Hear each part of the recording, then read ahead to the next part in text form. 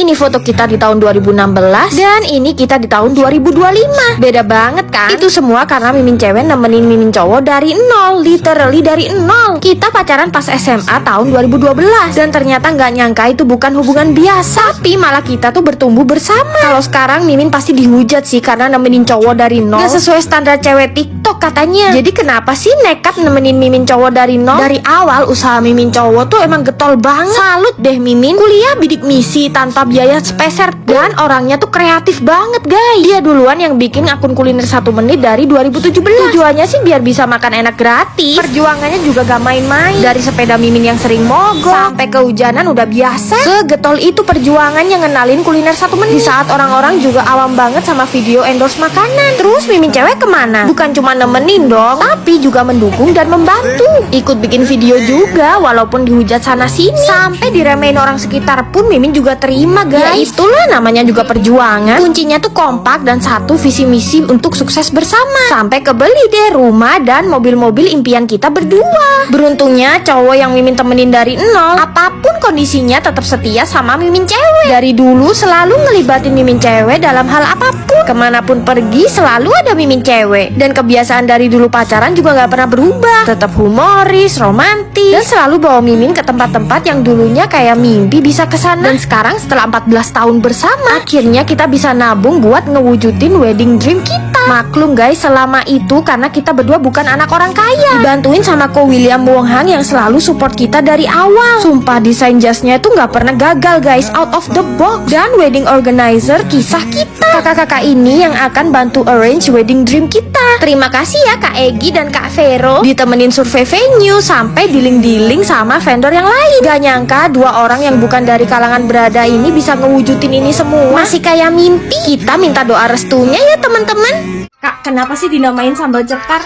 Karena kita pakai cabai merah mentah, cabai rawit mentah, biar pedesnya cetar. Jadi nanti kalau nggak pedes gratis. Guys, Mimin tuh mau kulineran Sunda yang katanya pedes banget di Bali. Ini tuh namanya ayam bakar Sunda sambal cetar. Wah, tempatnya kecil tapi antri banget ini guys. Iya guys, ayamnya. Wah. Nah, untuk ayamnya dia tuh pakai ayam bakakak guys, mirip di Sunda beneran. Terus kenapa Kak kok jualan ayam bakar Sunda tapi di Bali? Karena dulu kan Bali dinamain Sunda kecil. Untuk tipe sambelnya ini tuh pakai sambal dada khas Sunda. Kayaknya ini tuh pertama deh di Bali. Ayamnya bisa pilih paha, dada, atau mau sama jeroannya juga ada. Udah di sini mah pokoknya komplit dan halal. Untuk ayam bakar yang ini harganya 18.000. Kalau untuk ayam bakar yang utuh 85.000. Kalau untuk yang goreng 17.000. Ati amplanya 10.000. Langsung Mimin mukbangin ayam goreng dan ati ampela. Dan pastinya sambal cetarnya dong. Emang sepedes apa sih sampai ada garansi gratis kalau nggak pedes? Untuk ayam gorengnya sih Mimin suka ya, empuk banget dan bumbunya ngeresep. Ini peran utamanya, ayam bakar Sunda terus dilumurin sambal cetar. Oh my god, ini tuh beneran pedes banget. Nih kalian lihat ya, ayam bakarnya langsung protol dari tulangnya. Wah, ini ayam bakar utuhnya kita sambelin pakai sambal cetar. Ini tangan Mimin pegang sambelnya aja udah kepanasan guys. Bahkan nih ayam bakar utuhnya pun juga selembut itu. Bumbu bakarannya tuh gak cuma manis aja, tapi ada sedep-sedepnya gitu. Dan sambal cetarnya ini emang gak ada ampun guys pedesnya. Hati-hati deh, Mimin aja yang kuat pedes sampai kelabakan. Udahlah fix gak balik ini duit Mimin. Semua gara-gara sambal cetar. Cus kalian cobain. Ini yang bedain sama soto tangkar biasanya apa? Itu yang bedanya pakai gepuk bakar Kak. Oh, ini gepuk bakar. Gepuk bakar kayak gini. Oh, bisa diin bareng jadinya buat enak. Jadi manisnya dari gepuk. Berarti ini perpaduan antara Jakarta Sama Bandung. sama gepuknya Bandung. Iya. Kalau kuah soto tangkarnya tuh dari apa Pak? Itu dari santan pakai susu. Santan sama susu. Kita ngambil kaldunya dari iga. Pasti lebih gurih ya Pak? Ya, gurih. Nah ini dia soto tangkar dan gepuk Haji Jayadi yang lagi rame banget di kota Bandung guys. Yuk, ini Mimin datangnya pas jam makan siang ya guys tuh. Rame banget, bahkan ini Mimin masih waiting list dulu ya guys. Gila sih, Haji Jayadi ini kreatif banget ya. Mereka ini pelopornya ya, dan Mimin yakin sih bakal jadi future legend. Aroma smoky dari gepuk bakarnya ini bener-bener memenuhi ruangan. Soto ini tuh bikin Mimin penasaran karena dia tuh sering lewat di FYP TikTok dan explore IG Mimin. Dan hari ini Mimin mau nyobain terus review secara jujur. Yuk kita gaskan. Nah ini empal gepuknya dituangin ke kuah soto tangkarnya guys. Langsung Mimin cobain guys.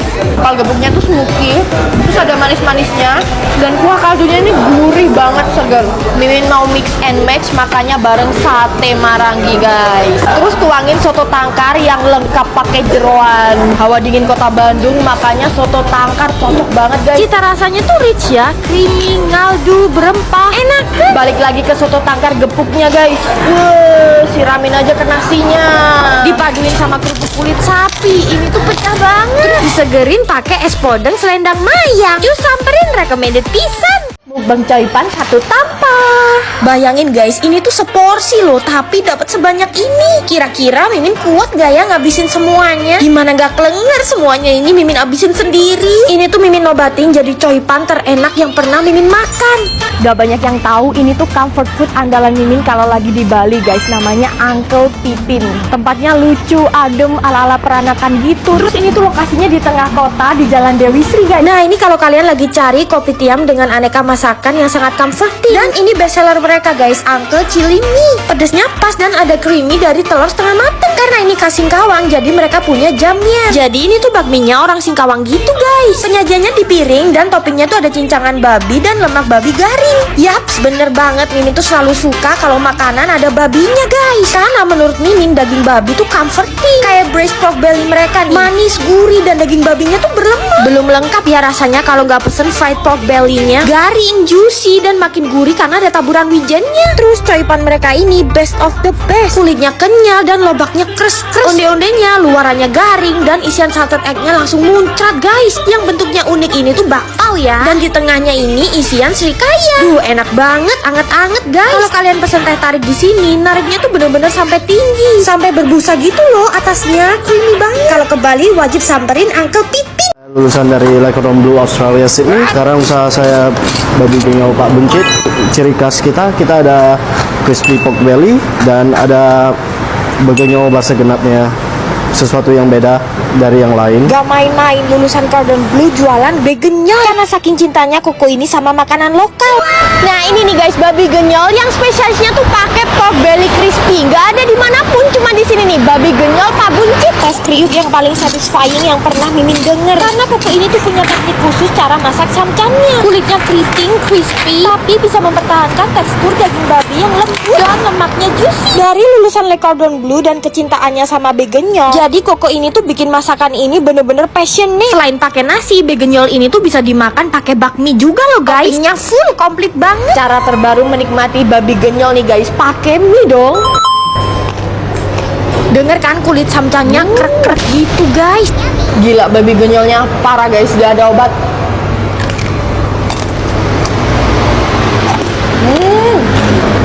Ini kesukaan Mimin cowok guys, dia di belakang udah ngiler banget. Kualitas babinya tuh premium ya, makanya lemaknya tuh tebel banget guys. Bumbu bahasa genepnya juara, enak banget. Mimin sampai merem-melek guys makannya. Serasa di surga. Ini dia nih porsi babi genyolnya guys. Harus Mimin akuin sih, ini tuh begenyol paling enak yang pernah Mimin cobain selama di Bali. Ini pork belly-nya dipaduin sama sambal embenya. Aduh, parah, surga dunia. Melek woi, astaga saking nikmatnya. Begenyolnya tuh seporsi udah dapet sama kuah balungnya juga ya. Biar serasa di surga beneran. Habis makan begenyol, minumnya bir bintang. Kalau ke Bali kalian wajib banget nyamperin babi genyol Pak Buncit. Loh, dagingnya kok masih mentah kak? Iya, fo yang otentik emang seperti ini kak. Kuahnya tinggal dituang. Wah bener guys, dagingnya jadi matang. Pho ini tuh lagi diomongin banget sama warga Bali. Katanya ini tuh pho yang paling murah yang ada di Bali guys. Kalian lihat sendiri tuh, cuman 30 ribuan udah bisa makan pho yang otentik. Mereka baru buka cabang keempatnya di Sidakarya. Sama dengan outlet yang lainnya, bersih dan nyaman. Biasanya pho otentik Vietnam di Bali tuh harganya agak pricey. Mungkin karena mereka pakai daging yang premium. Nah kalau di Pho Lab udah dagingnya premium, harganya masih affordable guys. Terus penyajiannya otentik, mirip kayak yang ada di Vietnam. Nah ini nih yang 30 ribuan, Pho Lab Classic dapat sebanyak ini. Kondimennya bisa ambil sepuasnya ya guys. Nah, daun-daunnya juga ambil sepuasnya gratis. Gimana, udah mirip belum kayak yang ada di Vietnam? Sebagai orang pecinta pho yang ada di Vietnam, Mimin akuin sih ini seotentik itu. Mie yang mereka pakai tuh teksturnya licin dan kenyal banget. Gila, harga 30 ribuan udah dapat telur rebus sama cakwe juga guys. Worth it banget kan? Dan saatnya kalian tinggalin pho yang overpriced itu deh. Nah kalau yang ini Pho Lab Super Beef guys, lihat deh dagingnya melimpah banget dan ini pakai double Australian beef.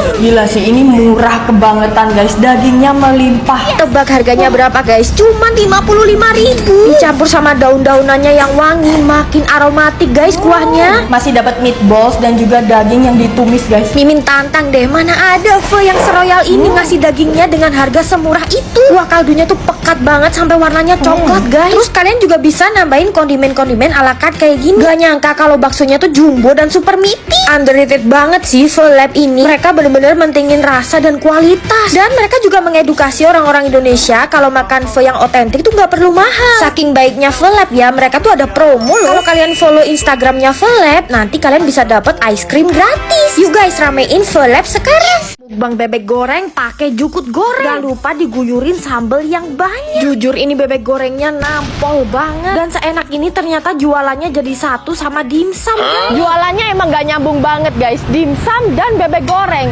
Tapi dia tuh gacor banget loh jualannya. Dan udah jadi kebanggaannya anak-anak kos di Malang.